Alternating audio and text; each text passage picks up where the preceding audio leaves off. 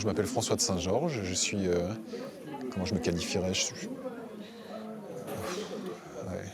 je suis un couteau belge et je travaille sur les contaminations chimiques en général et sur la manipulation génétique. C'est ces deux sujets qui sont très importants pour moi.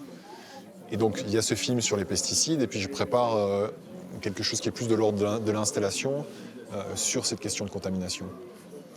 Faire des écosystèmes de contamination, par où ça passe, qui est touché, comment est-ce que la pollution ou la contamination viennent à l'esprit. On se dit, ah oui, ok, en fait ici il y a un problème et ce problème vient de là probablement. Et comment est-ce qu'on arrive après avoir pensé que c'était ça, comment on arrive à le révéler. D'accord. C'est mon travail en général. Et... Mais je suis aussi ouvrier agricole pour le moment. Okay. Oh, c'est une très très longue démarche. Hein. Je crois que j'ai retrouvé, parce que Marie-Thérèse est la mère d'un copain d'enfance. Et donc je l'ai retrouvée vers 2016-2017. Et donc il m'a fallu... Et le film est sorti en septembre 2022. Donc, tu vois, ça a été 5 ans pour arriver à faire le film, mais qui sont passés par différentes étapes. Donc ça n'a pas été 5 ans où j'ai rien fait d'autre, évidemment. J'ai fait des émissions de radio sur le sujet où j'ai pu rencontrer en fait tous les acteurs belges de ce sujet-là et aussi me documenter directement à la source. Et ça a duré 2 ans jusqu'en 2019. Puis après il y a eu le Covid, ça a retardé le tournage. Et donc c'est vraiment dans la dernière année que ça a été crucial. La dernière année, j'ai vraiment eu les jours de tournage dont j'avais besoin. Et après on a monté pas très rapidement, à vrai dire, ça nous a pris pas mal de temps pour trouver l'équilibre. Mais de toute façon, mon objectif c'était de travailler sur le sujet des pesticides, de devenir, pas un spécialiste, mais de devenir quelqu'un qui connaissait en profondeur le sujet. Et donc, d'ailleurs, un des problèmes est celui-là, c'est-à-dire que quand tu commences à vraiment très très bien connaître un sujet, tu commences à le traiter de manière intellectuelle et pas de manière cinématographique. Et donc il a fallu que je me batte contre ça. Et mon producteur a été très utile pour ça. C'est-à-dire qu'il est venu vers moi, il m'a dit écoute, tu dois avoir des situations, tu dois avoir de la vie, tu dois avoir des trucs, parce qu'ici, tu as des gens qui parlent et qui expliquent. Enfin, certains films qu'on peut voir en documentaire sur ce genre de sujet sont très théoriques, parce que c'est une matière très théorique. Et donc tout l'enjeu, c'était de la rendre vivante, quoi. Et Marie-Thérèse, c'est un véhicule extraordinaire pour raconter une histoire sur ce sujet. Oui. Zut, c'est un groupe de personnes qui sont dans un petit village en Wallonie qui s'appelle Fernelmont. Et cette dame qui s'appelle Marie-Thérèse Gillet, elle a constaté que autour de chez elle, il y avait un nombre vraiment impressionnant de cancers. Et comme tous les gens ont leur propriété, leur jardin à proximité d'exploitation agricole, sa première conclusion, elle était de dire « je pense que ça vient de là ».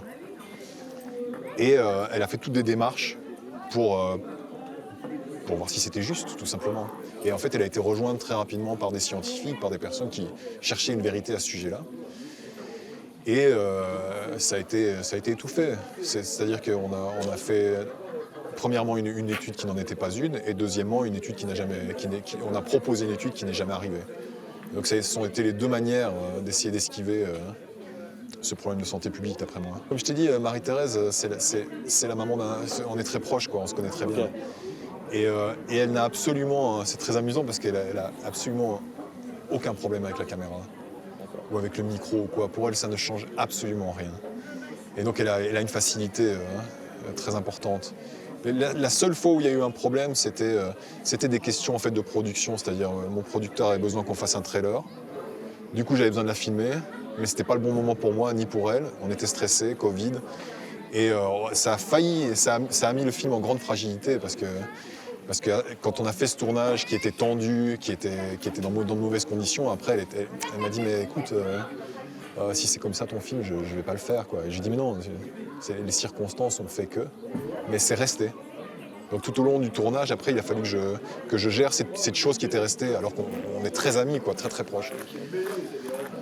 Voilà, tu vois, donc je l'ai filmé très vite, je l'ai filmé d'abord beaucoup moi-même. Et il en reste quelques images dans le film, mais elles sont, comme je ne suis pas caméraman, elles sont très fragiles. Et on ne pouvait pas les exploiter énormément, alors que c'était des choses très vivantes, quoi. Donc maintenant, moi, je m'entraîne à mieux filmer. Okay. C'était littéralement la première fois que je tenais une caméra, quand je l'ai filmé. D'accord. Belle sensation. emmerdement, tu vois, parce que tu as choisi le mauvais objectif, et puis du coup, tu es dans une voiture, mais tu n'as pas assez de recul. Tu te retrouves avec l'image qui est complètement collée sur le visage. Tu te dis, ça peut être intéressant, ok, je reste comme ça. J'ai pas le temps de changer d'objectif de toute façon. C'est comme ça qu'on apprend. Ouais, c'est comme ça qu'on apprend. Et puis la production se faisant, j'ai pu travailler avec les personnes qui me semblaient les bonnes. C'était un vrai chef-op. Et bien sûr, et toujours avec des preneurs de son, des ingé-sons de qualité. Je faisais pas une investigation, tu vois. Ok.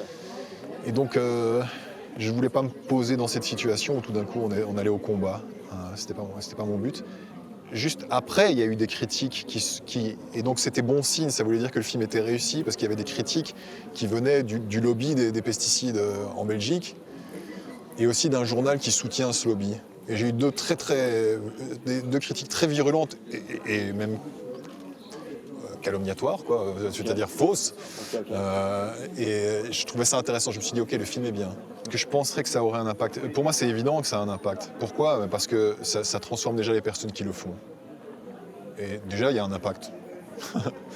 Et ensuite, quand il sort, quand il est présenté à un public, il entraîne du débat. Et puis, il fait partie de cette espèce de grande réflexion de tous ces films qui ont été faits. Et il fait partie de cette évolution. Et en fait, si tu regardes l'histoire des films sur les pesticides, tu vois qu'il y a des petits changements qui sont nécessaires pour pouvoir continuer à exister, parce qu'ils doivent exister, parce qu'on doit parler de ce sujet, et que ces changements sont aussi liés à une situation très précise. Et donc, il faut toujours en faire des nouveaux. Mais moi, je pense que là, sonorement, ça va commencer à être difficile, non ? Moi, je pense que ces films sont hyper utiles. Je pense que bien sûr, ils touchent la plupart du temps un public de convaincus, mais il permet de maintenir une certaine cohésion de tous ces convaincus et de les maintenir dans l'idée qu'ils sont dans le bon et qu'il faut changer les choses. Ok.